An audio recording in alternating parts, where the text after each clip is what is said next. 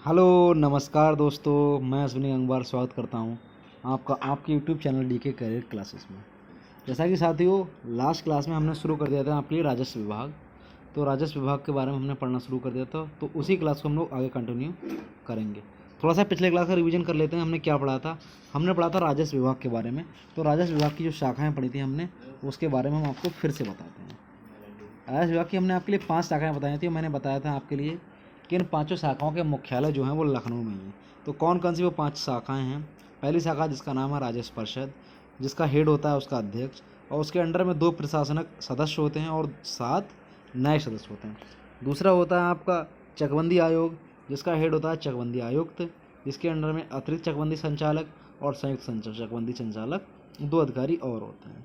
तीसरा इसका था एक शाखा आपदा प्रबंधन आयोग, जिसका हेड होता है आपका राहत आयुक्त, और इसकी चौथी शाखा थी भूमि अध्याप्ति आयोग, जिसका हेड निदेशक होता है, और 5वीं शाखा थी जिला गजेटियर्स विभाग, जिसका हेड मुख्य संपादक होता है। तो ये सारी चीज़ें हमने पिछले क्लास में भी जान ली थी। उसके बाद में हमने पिछले क्लास में थोड़ा सा राजस्व परिषद जान लिया था, उसकी थोड़ी सी हिस्ट्री जान ली थी। उसके दोनों विभाग हमने जान लिए थे, प्रशासनिक और न्यायिक विभाग। और उसके बाद में हमने फिर राजस्व परिषद के ऊपर से लेकर नीचे तक के सारे पद जान लिए थे कि सबसे ऊपर मंडलायुक्त होते हैं, उसके बाद अपर मंडलायुक्त होते हैं, उसके बाद जिलाधिकारी होते हैं, उसके बाद अपर जिलाधिकारी होते हैं, उसके बाद उप जिलाधिकारी होते हैं, उसके बाद तहसीलदार होते हैं, उसके नीचे नायब तहसीलदार होते हैं, और उसके नीचे राजस्व निरीक्षक होते हैं, और उसके नीचे राजस्व लेखपाल होते हैं। ये हमने पिछली क्लास में जान लिया था। और पिछली क्लास में हमने थोड़ा सा चकबंदी विभाग के बारे में भी जान लिया था कि चकबंदी विभाग क्या होता है, कब शुरू हुई थी, चकबंदी का इतिहास जान लिया था। और चकबंदी आयुक्त के बाद में जो उससे नीचे के जितने सारे पद होते हैं वो सारे भी हमने लास्ट क्लास में जान लिए थे। ठीक है, तो कमेंट बॉक्स में जब से बताइएगा आप लोग कि उत्तर प्रदेश में चकबंदी अधिनियम कब लागू हुआ और संपूर्ण उत्तर प्रदेश में चकबंदी कब लागू हुई। ठीक है, तो आज की क्लास को हम चालू करते हैं कि आज हमें क्या पढ़ना है। तो आज हमें राजस्व परिषद की या राजस्व विभाग की एक शाखा है जिसको हम लोग जिला गजेटियर्स नाम विभाग के नाम से जानते हैं, आज उसके बारे में जानेंगे। तो सबसे पहले हमें जानना ये है कि गजेटियर्स क्या होता है या गजटियर्स क्या होता है। तो मैं आपको बता दूं कि एक अंग्रेजी शब्द है गजटियर्स। ये तो गजटियर्स का जो अर्थ होता है वो होता है आपका भौगोलिक सूचकांक, यानी कि जियोग्राफिकल इंडेक्स। तो इसको बोलते हैं गजेटियर्स, जिला गजेटियर्स विभाग। अब गजेटियर्स में क्या क्या आता है, तो अगर हम बात करें जैसे भारत के गजेटियर की, तो अगर हम कहें आपसे कि भारत का गजेटियर हमको देखना है, तो उसमें हम क्या जानेंगे? भारत का उसको भौगोलिक सूचकांक होगा वो, या फिर वो पूरा का पूरा भौगोलिक शब्दकोश होगा। यानी कि भारत के बारे में जितनी भी टर्म्स हैं, जितने भी शब्दकोश हैं, जितने भी सूचकांक हैं, वो सारे गजेटियर्स के अंदर आएंगे। ठीक है, तो गजेटियर्स के अंदर क्या क्या होंगे भारत के, इस बात को आप लोग जानिएगा। देखो मैंने ये लिखे हैं। सबसे पहले क्या होगा उसके अंदर? भारत का अक्षांश एवं उसका देशांतरीय विस्तार होगा। उसमें भारत के कुल क्षेत्रफल की बात होगी। गजेटियर्स में भारत का सबसे उत्तरी, सबसे दक्षिणी, सबसे पूर्वी और सबसे पश्चिमी बिंदु की बात होगी। इसके अलावा उत्तर दक्षिण एवं पूर्व पश्चिम तक की लंबाई की बात भी होगी। ठीक है, इसके अलावा कुल राज्य कितने हैं और उनकी सीमाएं कितनी हैं, इसकी भी बात होगी। ठीक है साथियों, इसके अलावा स्थलीय सीमाएं एवं समुद्री सीमाओं की भी बात होगी। ठीक है, तो ये सारी बातें, या इसके अलावा जो भी सारी भौगोलिक संरचना है या जो भी भौगोलिक सूचकांक हैं, उन सारी चीज़ों की बात भारत से संबंधित तो भारत के गजेटियर में होगी। ठीक है, तो इसको कहते हैं गजेटियर्स। तो अब आप लोग समझ गए होंगे कि गजेटियर्स क्या होता है, या गजेटियर्स के अंदर हम लोग किस चीज़ का अध्ययन करते हैं। यानी ज्योग्राफिकल जितनी भी सारी चीज़ें हैं वो सारी गजेटियर्स के अंदर आ जाएंगी। अब हम बात करते हैं जिला गजेटियर्स की, क्योंकि हमको पढ़ना है जिला गजेटियर्स के बारे में। तो जिला का गजेटियर्स क्या होता है? देखो, जो जिला का गजेटियर्स होता है उसके अंदर जिले का संपूर्ण सूचना स्रोत होता है, या वो कह सकते हैं कि जिले की संपूर्ण सूचना का एक शब्दकोश होता है, एक केंद्र होता है। मान लिया आपके शहर में कोई नए डीएम साहब आए या कोई नया अधिकारी आया, तो उसको आपके ज़िले के बारे में नया है, वो नहीं जानता उसके बारे में, तो वो कैसे जानेगा? तो वो कहेगा भैया फला ज़िले में मैं हूँ और इस ज़िले का गजेटियर्स लाया जाए। तो फिर उस गजेटियर्स को वो देखेगा, उसको पढ़ेगा, तब वो जानेगा कि इस गजेटियर्स में क्या क्या है और इस ज़िले में क्या क्या है। बहुत समय पहले आप जानते हो हमारे देश में जब अंग्रेज़ों का शासन था तब ये गजेटियर्स आया। तो अंग्रेज यूरोप से आए थे, आप लोग जानते हैं, तो वो भारत के बारे में नहीं जानते थे। तो बड़े बड़े पढ़े लिखे अधिकारी थे वो लोग, तो उन लोगों ने क्या करा, गजेटियर्स तैयार किए और गजेटियर से उनने स्थिति जानी भारत की, उसके शहरों की, और गजेटियर्स बनाए। फिर उन्होंने सारी जानकारी उससे एकत्र करी और वो बैठे बैठे सारी जानकारी एक जगह से ले लेते थे। तो जिले गजेटियर्स में क्या क्या आता है ये देखते हैं। एक तो इसमें आता है भौगोलिक संरचना की जानकारी, दूसरी धार्मिक संरचना की जानकारी दी होती है, तीसरी आर्थिक संरचना की जानकारी, चौथी राजनीतिक संरचना की जानकारी, पांचवी प्रशासनिक संरचना की जानकारी। इसके अलावा भी है कुछ चीज़ें, जैसे सामाजिक संरचना की जानकारी भी होगी इसमें कि कैसा समाज है, वो भी आप लिख लेना। सामाजिक संरचना की जानकारी भी यहाँ पर दी होगी। इसके अलावा थोड़ी सी सांस्कृतिक संरचना की भी जानकारी दी होगी, सांस्कृतिक संरचना की भी जानकारी यहाँ पे दी होगी, ये चीज़ आप नोट कर लेना। और प्रशासनिक की भी दी होगी, राजनीतिक की दी होगी, यानी लगभग एक संपूर्ण समग्र अध्ययन जो होगा पूरे जिला का, संरचना की जानकारी हर विभाग की, हर चीज़ की जो दी होगी वो गजेटियर्स के अंदर दी होगी। अब थोड़ा सा हम लोग इतिहास जान लेते हैं, गजेटियर्स का इतिहास क्या रहा है या इसकी थोड़ी सी ऐतिहासिक पृष्ठभूमि क्या रही है, ये चीज़ हम लोग जान लेते हैं। तो सबसे पहला जो गजेटियर आया था वो 1815 में आया था। एक व्यक्ति थे उस समय अंग्रेज अधिकारी वाल्टर हैमिल्टन, उन्होंने तैयार किया। तो जो गजेटियर उन्होंने तैयार किया था उसका नाम था ईस्ट इंडिया गजेटियर। ठीक है, सबसे पहला गजेटियर 1815 में आया था, वाल्टर हैमिल्टन के द्वारा तैयार किया गया, जिसका नाम क्या था, ईस्ट इंडिया गजेटियर। ये बात आप लोग को बहुत अच्छे से याद कर लेनी है। इसके बाद में सवाल जो आपके लिए आएगा वो आएगा प्रथम वास्तविक प्रयास किसने किया था गजेटियर का। तो ये 1872 में विलियम हंटर के द्वारा प्रथम वास्तविक जो था वो प्रयास किया गया था।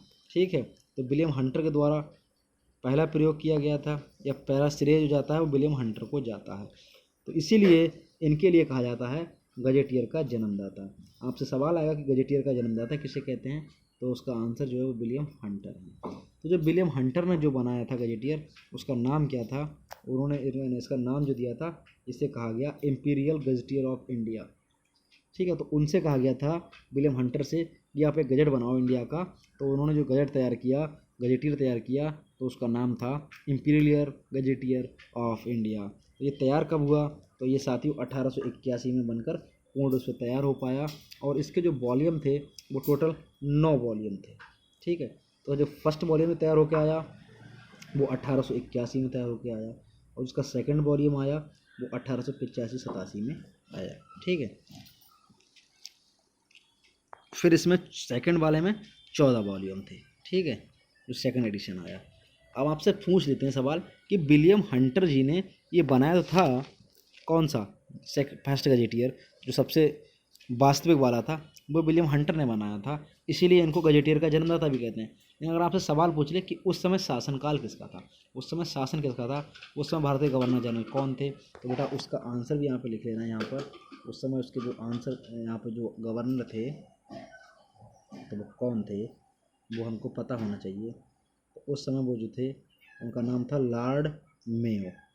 नाम तो मेयो ही था, लॉर्ड थोड़ा रिस्पेक्ट के रूप में लगा देते थे इन लोग के आगे। जो अधिकारी होता था, जो सबसे बड़ा सर्वोच्च अधिकारी होता था, तो उसके आगे, नाम के आगे, अधिकारी के आगे लॉर्ड लगा देते। हम लोग आज भी कहते हैं अदालतों में, आपने कोर्ट में देखा होगा माय लॉर्ड, तो उसका मतलब ये होता है रिस्पेक्ट के तौर पे हम लोग जो वर्ड लगाते हैं उसको लॉर्ड कहते हैं। ठीक है, इतनी बात आप समझ गए कि प्रथम वास्तविक गजेटियर जो था विलियम हंटर जी के द्वारा तैयार किया गया, जिसका नाम था इम्पीरियल गजेटियर ऑफ इंडिया, जो 1881 में तैयार हुआ। ठीक है, गजेटियर की जन्मदाता कौन है, विलियम हंटर। ओके, अब हम उत्तर प्रदेश के बारे में चूँकि पढ़ रहे हैं, अब सवाल आता है कि उत्तर प्रदेश जिला गजेटियर विभाग, इसके बारे में थोड़ा जानना था। इसकी स्थापना कब हुई थी, तो उत्तर प्रदेश जिला गजेटियर विभाग की स्थापना कब हुई थी, इसकी स्थापना 1957 में हुई थी। और अगर हम इसकी आगे की बात करें तो इसमें, तो बेटा उत्तर प्रदेश जिला गजेटियर विभाग की जो स्थापना हुई थी वो 1957 में हुई थी, और उस समय 54 जिलों का गजेटियर तैयार किया गया था। पूरे उत्तर प्रदेश में 54 जिलों का गजेटियर तैयार किया गया था, जिसके 8 वॉल्यूम बनाए गए थे, या जिसके 8 वॉल्यूम थे। वॉल्यूम को हिंदी में पूरक भाग कहते हैं। फिर 1980-81 में संपूर्ण गजेटियर जो योजना थी वो राज्य सरकार को सौंप दी गई। इससे पहले 1957 में जब गजेटियर आया था हमारे उत्तर प्रदेश में, जिला गजेटियर विभाग की स्थापना हुई थी, तो ये केंद्र सरकार के अंडर में था, केंद्र सरकार गजेटियर बनाती थी। लेकिन 1980-81 में जो संपूर्ण गजेटियर योजना थी वो राज्य सरकार के हाथ में सौंप दी गई और उत्तर प्रदेश सरकार के हाथ में ये आ गई। तो उत्तर प्रदेश सरकार ने क्या कहा कि अब जिलों का जो गजेटियर है वो हिंदी में तैयार होगा या हिंदी में तैयार किया जाएगा। तो अगर बात आपसे की जाए कि अब तक कितने जिलों का गजेटियर हिंदी में प्रकाशित हो चुका है या हिंदी में तैयार हो चुका है, तो बेटा ये याद कर लेना। और इम्पोर्टेंट सवाल है ये, आपसे आ भी सकता है कि मेरठ का, गाज़ियाबाद का, ललितपुर का, कानपुर देहात का और फिरोजाबाद का जो गजेटियर है वो अब तक हिंदी में प्रकाशित हो चुका है। ठीक है। अगर आप अभी गूगल करें कि मेरठ का गजेटियर, तो आपका जो बन के आएगा, जो पूरा PDF तैयार मिलेगी आपको, वो हिंदी में तैयार मिलेगी। बाकी हमारे यूपी में 75 ज़िले हैं और ज़िलों का अगर हम देखेंगे तो अभी हमको इंग्लिश में मिलेगा, तो उन ज़िलों का भी हिंदी में तैयार बहुत जल्दी हो जाएगा या हो रहा है, क्योंकि 1980-81 में ही कह दिया गया कि सारे गजेटियर अब हिंदी में तैयार होंगे। तो अब तक 5 जिलों का तैयार हो गया है, बाकी धीरे धीरे तैयार हो रहे हैं। ठीक है, तो इतनी बात आप लोग समझ चुके होंगे। तो अब आपसे बात आती है थोड़ी सी राजस्व परिषद के बारे में, अब डिटेल में थोड़ा सा और जानते हैं। तो जो ये तो हो गई हमारे गजेटियर की बात। अब जो राजस्व परिषद होता है जिसके बारे में हम लोग पढ़ रहे हैं, तो इसमें अनुभाग की बात करते हैं कि राजस्व परिषद में अनुभाग कितना होते हैं। बाकी हम जो 5 टाइप के, हमारे 5 प्रकार थे राजस्व विभाग के, उन सबको हम आगे डिटेल में पढ़ेंगे। अब हम पहले पढ़ते हैं राजस्व परिषद को डिटेल में। ठीक है, जिला गजेटियर अभी इतना ही जान लो। तो राजस्व परिषद क्या होता है? तो राजस्व परिषद में जो राजस्व अनुभाग होते हैं, जो प्रकोष्ठ होते हैं, मैंने आपको बताए थे कि राजस्व अनुभाग 14 होते हैं। तो हम 14 राजस्व अनुभाग को धीरे धीरे जानेंगे। तो सबसे पहला राजस्व अनुभाग है, उसके अंदर क्या क्या आएगा और राजस्व अनुभाग पहले का क्या क्या कार्य है, इसको जानेंगे। तो साथियों इसकी कुछ ट्रिक्स हैं, ट्रिक के हिसाब से हम इसको पढ़ेंगे। तो ट्रिक है साथी कि भूमि ने जमींदार को राजस्व गांव में दिया, कि भूमि ने जमींदार को राजस्व गांव में दिया। यानी राजस्व अनुभाग का पहला कार्य क्या होगा? भूमि व्यवस्था को लागू करना। दूसरा कार्य क्या होगा? जमींदारी उन्मूलन, यानी जमींदारी को खत्म करना। तीसरा कार्य क्या होगा? नए राजस्व गांव का सृजन। तो भूमि ने जमींदार को राजस्व गांव में दिया, तीनों बातें इसमें आ गई, यानी भूमि व्यवस्था को लागू करना, जमींदारी उन्मूलन और तीसरा नए राजस्व गांव का सृजन। ठीक है, समझ गए आप लोग? तो ये आएगा आपके राजस्व अनुभाग 1 का कार्य। अब आगे बढ़ते हैं। राजस्व अनुभाग 2 के क्या कार्य हैं, इसकी ट्रिक देखिए कि ऊसर भूमि पर ग्राम पंचायत ने वृक्षारोपण किया और ग्राम सभा ने उससे आय प्राप्त की। तो इसके क्या क्या कार्य हैं देखिए। नंबर 1, ऊसर या बंजर भूमि का आवंटन, पहला कार्य। दूसरा कार्य इसका भूमि प्रबंधक समितियों का कार्य एवं नियंत्रण। तीसरा कार्य ग्राम पंचायत में आने वाली भूमि, उसका निपटान, वही कार्य हमको देखना। चौथा कार्य वृक्षारोपण कार्यक्रम। पांचवा कार्य ग्राम सभा द्वारा बाजार, मेलों, हाट, पोखर, तालाबों से प्राप्त होने वाली आय। यानी गांव में जो भी बाजार लगते हैं, मेले लगते हैं, हाट लगते हैं, पोखर या तालाब हैं, उनसे जो भी रेवेन्यू आता है, जो भी आय आती है, वो सब राजस्व अनुभाग 2 के अंडर में कार्य आते हैं। और लास्ट कार्य इसका है ग्राम सभा की भूमि पर कब्जा संबंधित शिकायत। अगर ग्राम सभा में किसी ने भूमि पर कब्जा कर रखा तो उसकी जो शिकायत होगी वो राजस्व अनुभाग 2 के अंडर में होगी। ठीक है, तो ट्रिक समझ गए आप। ऊसर भूमि पर ग्राम पंचायत ने वृक्षारोपण किया और ग्राम सभा ने उससे आय प्राप्त की। ठीक है, तो ये आप अपने हिसाब से एडजस्ट कर लेना। ठीक है, अब राजस्व अनुभाग 3, उसके अंतर्गत क्या क्या आएगा? इसके अंतर्गत आएगा राजस्व सचिव शाखा के सभी विभागों से संबंधित कार्य। यानी राजस्व सचिव जो होगा उसकी शाखा के जितने भी विभाग हैं उन सबके संबंधित जो कार्य हैं वो राजस्व अनुभाग नंबर 3 में आएंगे। अगला राजस्व अनुभाग 4, इसकी ट्रिक क्या है कि वित्त आयोग ने सूचना देकर भू अभिलेखों को लेखपाल से कंप्यूटरीकृत करवाया। वित्त आयोग ने सूचना देकर भू अभिलेखों को लेखपाल से कंप्यूटरीकृत कराया। तो इसमें क्या क्या कार्य आएंगे अनुभाग 3 में कि आपका अनुभाग 4 सॉरी, क्या क्या आएंगे? वित्त आयोग को सूचना उपलब्ध कराना।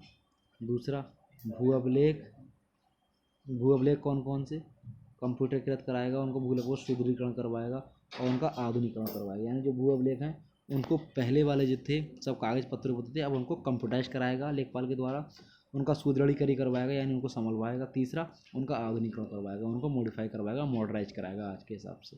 तो ये अनुभाग नंबर 4 के कार्य हैं। अगला कार्य क्या है?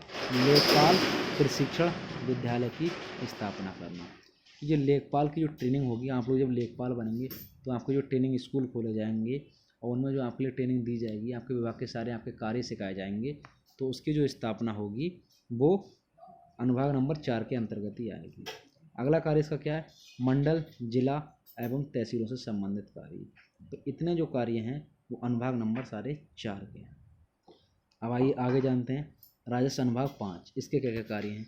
तो राजस्व अनुभाग 5 का कार्य है नए मंडल, जिला या तहसीलों का सृजन और उनकी बिल्डिंग बनाने के लिए भूमि का अर्जन। तो ये सारे काम आएंगे राजस्व अनुभाग के अंदर। यानी कोई नया मंडल बनाना है, कोई नया जिला बनाना है, कोई तहसीलों का सृजन करना है, तो उनकी जो बिल्डिंग बनेगी मंडल की, जिला की या तहसीलों की, तो उनके लिए जो भूमि का जो अर्जन होगा या जो भूमि उपलब्ध कराई जाएगी या जो भूमि के अपने लिए मतलब उपलब्ध कराई जाएगी इन सब कामों के लिए, तो वो आपका इसी के थ्रू राजस्व अनुभाग 5 के अंतर्गत ये कार्य आएगा।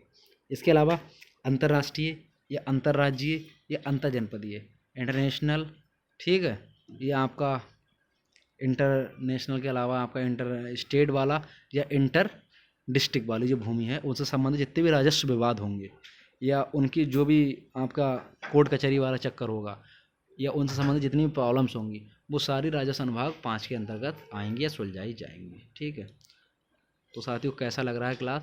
तो चैनल को ज़्यादा से ज़्यादा आप लाइक करते रहें, सभी लोग शेयर करते रहें और सब्सक्राइब भी करते रहें। जो हमारे नए व्यूअर्स हैं वो चैनल को ज़्यादा से ज़्यादा सब्सक्राइब करें, लोगों को शेयर करें और ज़्यादा से ज़्यादा चैनल को सब तक पहुँचाएँ। ठीक है, और साथियों ये PDF भी मैं आपको उपलब्ध करा दूंगा। हमारा टेलीग्राम चैनल है DK करियर क्लासेस नाम से, आप उसको सर्च कीजिएगा और उसको आप सब लोग ज्वाइन कर सकते हैं और वहाँ से आपको ये सारी PDF और वीडियोस मिलती रहेंगी और भी बहुत सारी जानकारियाँ आपको वहाँ पे हमारे टेलीग्राम चैनल से मिलती रहेंगी। इसके अलावा साथियों हमारा फेसबुक पेज भी है, वो भी DK करियर क्लासेस से है। इसके अलावा हमारा इंस्टाग्राम पेज भी है, इंस्टाग्राम पे भी हम DK करियर क्लासेस से मिलेंगे आपको। ठीक है, अगर आप लोग हमसे पर्सनली व्हाट्सएप से जुड़ना चाहते हैं तो हमारा कॉन्टैक्ट नंबर भी आपको मिल सकता है, अभी मैं क्लास के लास्ट में आपको दे दूंगा। अगला राजस्व अनुभाग 6। राजस्व अनुभाग 6 में क्या है, इसकी ट्रिक है राजस्व परिषद के सदस्यों ने रेलवे की नजूल भूमि को भू राजस्व में छूट दी। ठीक है, राजस्व परिषद के सदस्यों ने रेलवे की नजूल भूमि को भू राजस्व में छूट दी। तो पहले तो ये बताओ नजूल भूमि क्या होती है। नजूल भूमि जो होती है ऐसी भूमि जिसके मतलब किसी का कब्जा नहीं है, मतलब ना तो वो कोई सरकार के अंडर में है ना किसी के पर्सनल अंडर में, खाली ज़मीन पड़ी है और ना इसके बारे में किसी को डॉक्यूमेंट्स तैयार है ना किसी के अंडर में।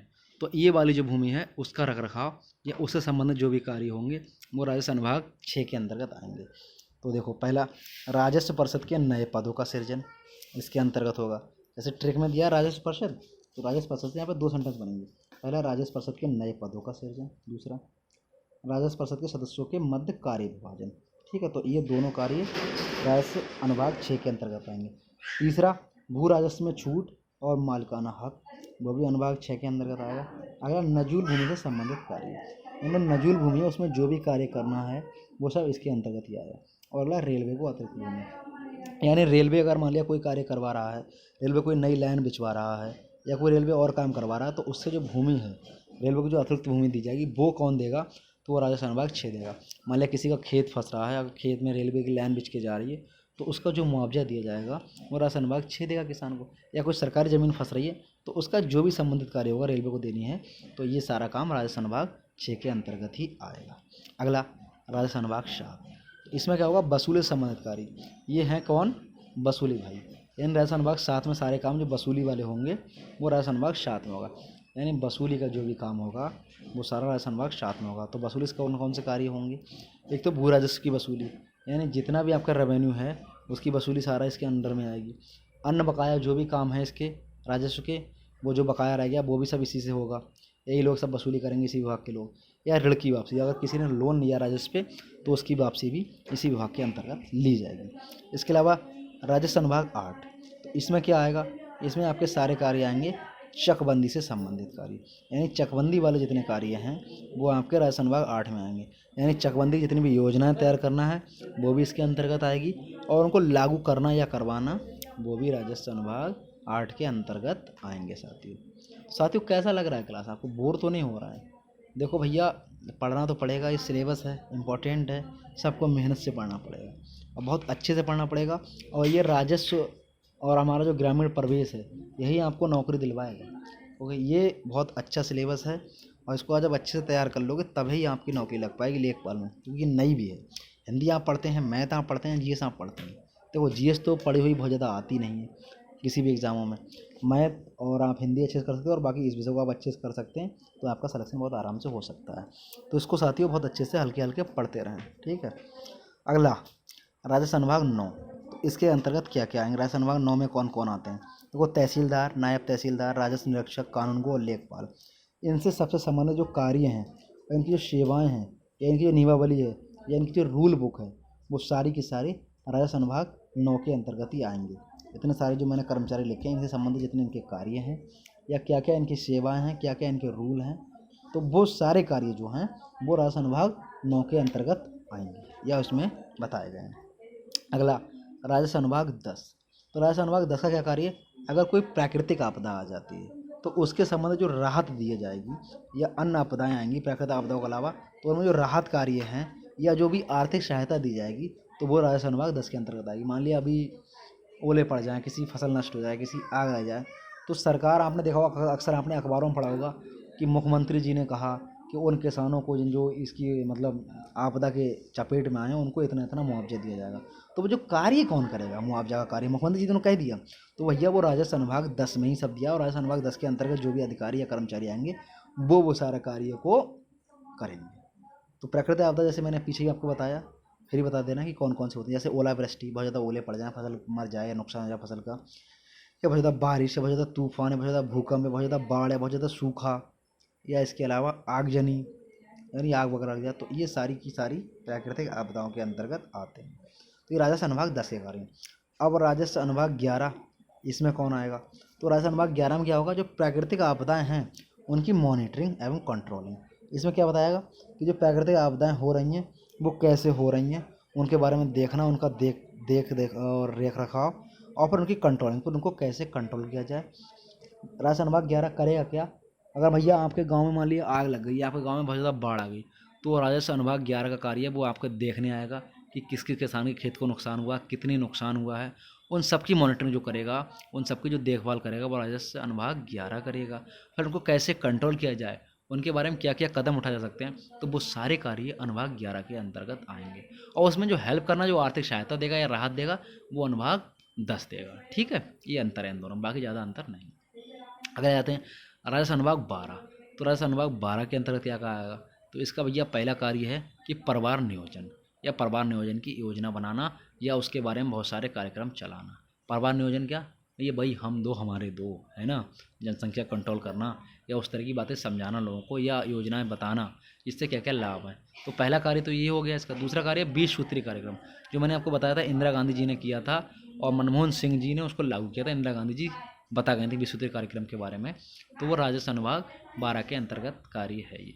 तीसरा न्यायिक वादों के संबंध, यानी जो न्यायिक वाद हैं उसके संबंधित जितने भी कार्य हैं या उससे संबंधित जो भी बातें हैं वो राजस्व अनुभाग 12 के अंतर्गत आएंगी। अगला कार्य वार्षिक कार्य योजना का समन्वय, यानी जो वार्षिक कार्य योजना बनेंगी, पूरे साल की जो कार्य योजना बनेगी, उन सबका जो समन्वय है वो भी राजस्व अनुभाग 12 के अंतर्गत आएगा। इसके अलावा राजस्व अनुभाग 13 पे आ जाते हैं हम। तो 13 का क्या काम है? तो राजस्व अनुभाग 13 में क्या? भूमि अध्याप्ति से संबंधित कार्य, यानी भूमि अध्याप्ति से संबंधित जितने भी कार्य हैं वो सारे राजस्व अनुभाग नंबर 13 में आएंगे। अगला राजस्व अनुभाग 14, इसमें क्या आएगा? इसमें आएगा भूदान या ग्राम दान से संबंधित कार्य। अगर कोई भूमि आप दान कर रहे हैं या ग्राम दान कर रहे हैं तो संबंधित जो भी कार्य आएंगे वो आपके अनुभाग 14 में आएंगे। ऐसा तो अब कहीं होता नहीं कि कोई भूमि दान कर रहा है या कोई ग्राम दान कर रहा है। बहुत पहले राजा महाराजा पूरे पूरे गाँव दान कर देते, या पहले हमारे दादा परदादा लोग ज़मीन दान में दे देते थे। अब कोई इतना बड़ा दानी नहीं है। ठीक है, तो ये सारे काम इसके अंदर में आते हैं 14 के अंदर में, उससे संबंधित जितने कार्य हैं। इसके अलावा भू राजस्व का बंदोबस्त, जो भू राजस्व का इतना भी बंदोबस्त है पूरे राज्य का, वो भी सारा राजस्व अनुभाग 14 के अंतर्गत ही आता है। इसके अलावा एक कार्य इसका है सर्वेक्षण एवं अभिलेख संबंधी कार्य। तो यह राजस्व अनुभाग 14 में जितना भी सर्वेक्षण भू राजस्व का वो भी ये करेगा, और उनका जो अभिलेख संबंधी कार्य, जो भी डॉक्यूमेंट्स बनेंगे, वो भी सारा राजस्व अनुभाग 14 ही करेगा। इसके अलावा डिफेंस ऑफ इंडिया एक्ट के तहत सौंपे गए कार्य, जो डिफेंस ऑफ इंडिया एक्ट है तो उसके तहत जितने भी कार्य सौंपे गए हैं वो भी इसके अंडर में ही आएंगे। इसके अलावा मैप मैनुअल या डॉक्यूमेंटेशन एंड मैपिंग, तो जितने भी मैप से संबंधित कार्य हैं या उनका डॉक्यूमेंट्स जो भी बनाने हैं या उनकी जो भी मैपिंग करनी है, ठीक है, तो वो भी इसी के अंदर में सारे आएंगे। जितने मैप बनते हैं ना हमारे, जितने राजस्व के अंडर में, चाहे हमारे गाँव का हुआ, चाहे शहर का हुआ, तहसील का हुआ, चाहे ज़मीनों का हुआ, और जो भी मैप बनेंगे वो इसी के अंडर में सारे के सारे आएंगे, जो भी डॉक्यूमेंट्स बनेंगे। ठीक है, तो डॉक्यूमेंट संबंधित जितने भी कार्य हैं ज़्यादा से ज़्यादा वो आपके राजस्थान भाग नंबर 14 में आएंगे। थोड़ा सा जान लेते हैं चकबंदी क्या होती है। जैसे चकबंदी मैंने आपको पहले ही बताया था। मान लिया ये जो नक्शा दिया हुआ है ये किसी गांव का नक्शा है।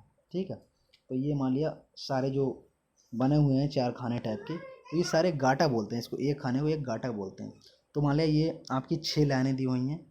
ठीक है, ABCDEF, तो इनमें जितने नंबर दिए हुए हैं ये सारे गाटा संख्या है, यानी कौन से किसान के नाम पे कौन सा खेत है तो उसको हम उसके गाटा के नाम जानते हैं। मान लिया पहला गाटा मुकेश कुमार का है, दूसरा भी गाटा मुकेश कुमार का, तीसरा भी गाटा मुकेश कुमार का, और चौथा गाटा है वो सुरेश कुमार का है। ठीक है, मान लिया पहला दूसरा तीसरा ये मुकेश का है, चौथा सुरेश का है। ठीक है, अब इधर आ जाओ, आपके मान लिया 27 28 सुरेश के हैं। ठीक है, और जो 28 है ये आपका मुकेश का है। आप समझिए चकबंदी होती क्या है। अब मान लिया बहुत सारी दिक्कतें हो रही हैं। अब मुकेश ने कहा सुरेश से कि भैया 1 2 3 गाड़ा संख्या मेरा खेत है और 4 तेरा है, और उधर 26 27 तेरा है और 28 मेरा। तो ऐसा कर भैया कि तू जो है 28 वाला जो खेत है वो मेरा ले ले और 4 वाला मुझे अपना दे दे। ये बात कही मुकेश ने सुरेश से। तो सुरेश बोला नहीं नहीं ऐसा तो नहीं होगा भाई, मेरा जो खेत है उसके बराबर से सड़क जा रही है और मेरे खेत की वैल्यू ज़्यादा है, तो मैं तो ये नहीं करूँगा। बात सही है उसकी भी। तो फिर ये बात लेके ये दोनों पहुँचे चकबंदी लेखपाल के पास। तो चकबंदी लेखपाल से ने ये बात कही कि साहब हम ऐसा ऐसा चाहते हैं। तो लेखपाल क्या करेगा, ये लोग अपनी इच्छा से चकबंदी कराना चाह रहे हैं, तो ऐसी चकबंदी को ऐच्छिक चकबंदी कहते हैं। तो लेखपाल क्या करेगा, मुकेश के लिए गाड़ा संख्या 4 दे देगा और उसके लिए 28 दे देगा। तो इन दोनों के खेतों की अदला बदली कर देगा, तो इसी को कहते हैं चकबंदी। ठीक है, तो गाटा में क्या होता है, गाटा में दिया होता है कि खेत जो है किसके नाम से रजिस्टर्ड है, ये चीज़ होती है गाटा में। इसके अलावा वह किस हैसियत या कारण से रह रहा है, यानी वो जो खेत जोत रहा है वो किस कारण से जोत रहा है। मान लिया वो खेत उसका पुश्तैनी है, उसके बाप दादा के द्वारा उसको मिला है, या उसने वो खेत खरीदा है। तो इससे उसमें लिखा होता है कि जैसे जिसका भी खेत है तो वो किस हैसियत से उसको जोत रहा है, उसको कर रहा है। ठीक है, तो लेखपाल के पास ये जो मैंने ऊपर जो बना हुआ है ये पूरा नक्शा टाइप का, तो इसको कहते हैं सजरा, एक खसरा। तो लेखपाल के पास ना पूरे गांव का एक सजरा होता है और एक खसरा होता है। तो ये दोनों होते हैं और ये दोनों एक दूसरे के बिना अधूरे होते हैं। खसरा के बिना सजरा अधूरा है और सजरा के बिना खसरा अधूरा। सजरा होता क्या है, सजरा जो होता है पूरे गाँव का एक नक्शा होता है। ठीक है, तो सजरा के साथ ये खसरा होता है डॉक्यूमेंट। तो ये दोनों लेखपाल साहब के पास रहते हैं। ठीक है, देखो चकबंदी कितने प्रकार की होती है। चकबंदी 2 प्रकार की होती है, एक ऐच्छिक चकबंदी, एक अनिवार्य चकबंदी। तो ऐच्छिक चकबंदी ऐसी होती है कि यदि किसान अपनी इच्छा से चकबंदी करवाना चाहते हैं तो इसे ऐच्छिक चकबंदी कहते हैं। तो ऐच्छिक चकबंदी सर्वप्रथम कहाँ हुई थी, तो सर्वप्रथम ऐच्छिक चकबंदी 1921 में पंजाब में हुई थी और 1925-26 में उत्तर प्रदेश में हुई थी। इन दोनों में किससे हुई थी, सहकारी समितियों के माध्यम से हुई थी। ठीक है, बाद में हालांकि ये उत्तर प्रदेश में 1947 में ख़त्म हो गई थी। फिर उसके बाद देश आज़ाद हुआ, फिर उसके बाद 1953 में उत्तर प्रदेश में फिर इसको चालू किया गया और 1954 में इसको उत्तर प्रदेश में लागू किया गया 2 जगह से, कैराना से और मुजफ्फरनगर से। ठीक है, और उसके बाद जब इसकी टेस्टिंग हो गई उत्तर प्रदेश में, तो उसके बाद 1958 से ये संपूर्ण उत्तर प्रदेश में लागू कर दी गई। ठीक है, ये बात मैं आपको पहले बता चुका हूँ। तो ये हो गई हमारी ऐच्छिक चकबंदी। ठीक है, इसके अलावा अनिवार्य चकबंदी क्या होती है, तो अनिवार्य चकबंदी 2 तरह की होती है। एक हमारी आंशिक अनिवार्य, एक होती है पूर्णतः अनिवार्य। आंशिक अनिवार्य जो पूर्ण रूप से अनिवार्य नहीं है उसको कहते हैं आंशिक अनिवार्य।